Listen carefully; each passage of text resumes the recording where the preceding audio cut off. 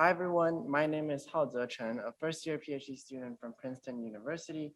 Today, I am more than happy to present to you our work on malicious millimeter wave reconfigurable surface eavesdropping through harmonic steering. This is a joint work with my advisor, Professor Yasemin Gassenpour. So first of all, what is a reconfigurable surface? The reconfigurable surface, or sometimes called an intelligent reflective surface or metasurface, has gained more research attention as an emerging paradigm to control the wireless channel in next generation networks. It is often realized with a low-cost array of phase shifters and reflector antennas. Through applying different phase shifts to the electromagnetic waves impinging on different reflector elements, the reconfigurable surface can realize non-specular, non-line-of-sight reflections that defy Snell's law. As a result, the surface enables on-demand manipulation of the electromagnetic waves in the wireless medium, improving the performance of wireless networks in many ways. For example, as shown here, the surface provides multipass diversity gain and an enhanced signal-to-noise ratio by establishing a controllable and robust non-line-of-sight path. Such surfaces are especially beneficial to millimeter wave networks. Because of the millimeter scale wavelength, more reflector elements can be fit into the same surface aperture, providing enhanced control over beamforming and reflection patterns in general. First of all, as mentioned previously, it offers enhanced SNR by having the signals constructively add up at the receiver end. It also offers link robustness through an increased spatial diversity, which is especially helpful under a multiple antenna communication scheme commonly used in the millimeter wave realm. In cases where the line of sight path is blocked, which is pretty common in millimeter wave communication because of the high penetration loss, the surface provides significant coverage expansion by offering non-line of sight paths to go around obstacles. In these application scenarios, conventional wisdom says that millimeter wave offers an enhanced physical layer security through its intrinsic physical properties, such as directional transmission and high penetration loss. In this sense, if we consider this example setting where a reconfigurable surface is used for line of sight blockage recovery, classical eavesdropping on either link will be hard and essentially opportunistic because the eavesdropping performance highly depends on the eavesdropper's location and the surface's codebook. Link 2 can also be protected by a large surface aperture that result in narrower reflected beams. With the additional help of existing side lobe protection techniques, it seems extremely hard for an adversary to intercept the legitimate messages from arbitrary locations.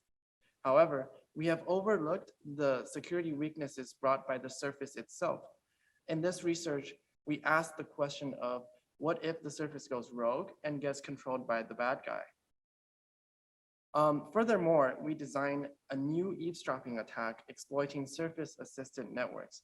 In the rest of this presentation, I will show how an active eavesdropper, Mallory, taking advantage of the reconfigurable surface, is able to secretly achieve high eavesdropping gain no matter where her physical location is. So we propose metasurface-enabled sideband steering, short as MES, which is an active eavesdropping approach taking advantage of a reconfigurable surface in the millimeter wave network. The goal is to realize effective and concealed eavesdropping through obtaining a copy of the legitimate signals in a sideband channel without interrupting the legitimate link. So let's look at this example scenario where a legitimate access point Alice and a legitimate client Bob are talking to each other using the link established through the reconfigurable surface. We assume that the surface is trained, so the line of sight recovery path is already established with optimized spatial phase configurations. Now the eavesdropper Mallory gains control of the reconfigurable surface. Unlike hacking a Wi-Fi access point, Mallory only needs access to the physical layer. This can be done through physical access or through the network if the surface is connected to the internet. Having this control, Mallory carefully designs time modulation, or in other words, a periodic control signal for each of the surface elements. Note that Mallory is able to grip the temporal control without disrupting Alice's control, as Alice still has the spatial control over relative faces across the surface simultaneously. As a result, Mallory is able to generate a concealed sideband channel dedicated to eavesdropping, operating at a harmonic frequency. Through the carefully designed time modulations, Mallory can always steer the purple eavesdropping channel towards her own location, while keeping Bob's red channel intact. In this way, the attacker can receive a high eavesdropping SNR no matter where she is. MESS is fundamentally different from side lobe eavesdropping attacks, as it guarantees the attacker high eavesdropping gain regardless of its physical location. Okay, so now let's take a look at the theoretical foundation briefly. The key idea is that each reflector element can have separated equivalent reflection coefficient for Bob's frequency and for Mallory's frequency, thereby splitting the overall reflection patterns in space. First of all, let's consider a single reflector element. We look at the Fourier analysis of the time varying reflection coefficient as shown in the equation here, and break this time domain function into frequency components. As a result, this single reflector element will have different equivalent reflection coefficients for different harmonic frequencies. Without loss of generality, Mallory uses the first harmonic frequency as her sideband. In this way, A1 serves as the reflection coefficient for her sideband, while A0 serves as the reflection coefficient for Bob's legitimate main band. Now, if we look at the surface as a whole, the purple A1s collectively steers Mallory's sideband at the first harmonic frequency, while the red A0s collectively steers Bob's main band at the impinging subcarrier frequencies. In this way, we can control the time modulation signals to steer the main band and sideband to different locations. So an optimization problem can be formed to solve for the optimal time modulation sequences in order to maximize Bob's and Mallory's gains simultaneously. But here we look at one deterministic example solution. The goal is to steer Mallory's sideband channel while keeping Bob's channel intact. So if we apply a gradient of delay across the time domain signals of neighboring surface columns, then in the frequency domain, we are applying a phase shift to the first Fourier coefficients, but not changing the zeros coefficients. In this way, the sideband will be steered according to this phase shift, and the main band will keep its original direction as shown in the dashed line in this figure.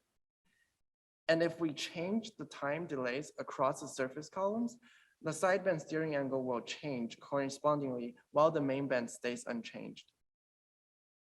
Using the example delay design and 1-bit phase shifters, we show the proof of concept effectiveness of our attack.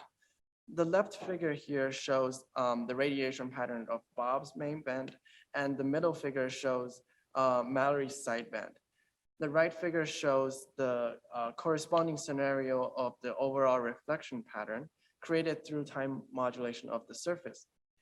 Now, if we apply different delays across the time modulation of the surface columns, we are able to steer the sideband without modifying the main band radiation pattern. In this case, no matter where Mallory is physically located, she can reconfigure the surface to steer the sideband towards herself and realize high eavesdropping gain.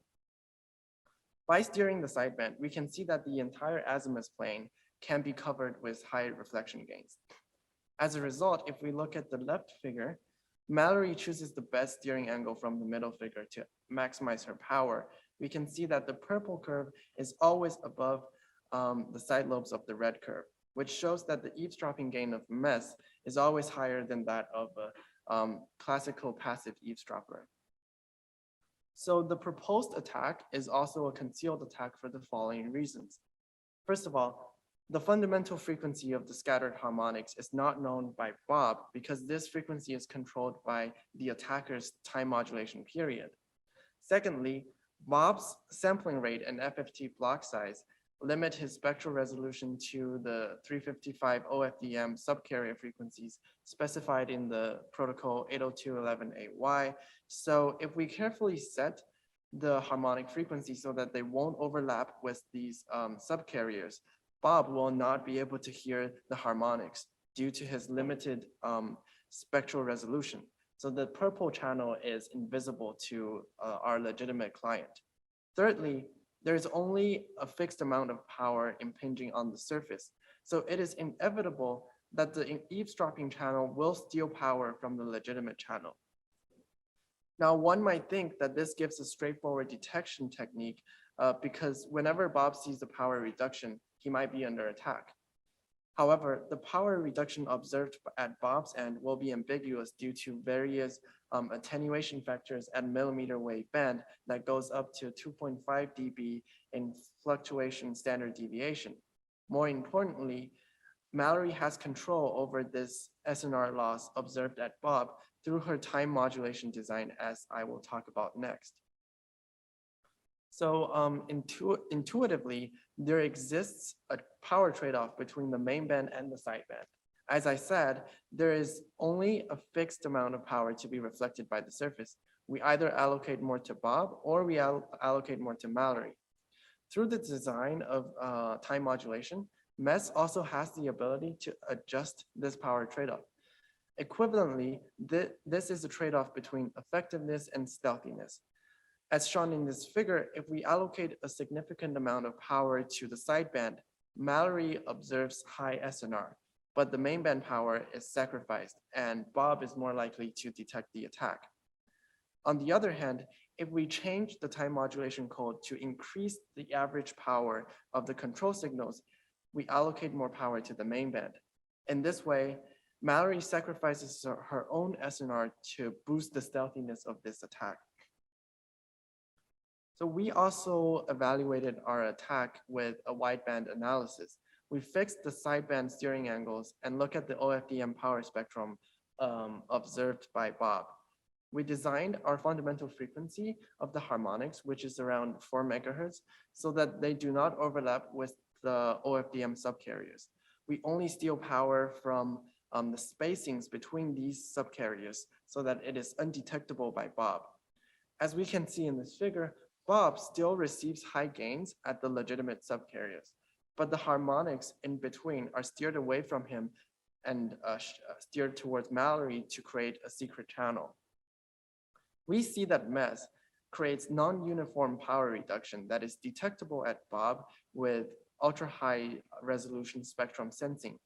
Unfortunately, such measurements require a demanding hardware circuitry that is beyond the capability of practical 60 gigahertz mobile nodes. Nevertheless, this offers us an intuition on potential defense strategies, which is if we can have dynamic sensing capabilities at Bob, he will be able to see this particular power spectrum, which could never result from common channel variations, thereby detecting the attack. So in the future, we plan to conduct extensive over-the-air experiments to investigate the feasibility and performance of our proposed attack. We will use higher resolution phase shifters and apply more sophisticated phase optimization algorithms to improve the performance and configurability of MES. We also plan to investigate the impact of multiple design parameters and explore the application of MES in amplitude modulated active surfaces. And here is a conclusion of our contributions. We propose a novel attack taking advantage of the reconfigurable surfaces in mmWave networks, and we provide insights on making the future networks more secure. That would be the end of my presentation, and thank you all for listening.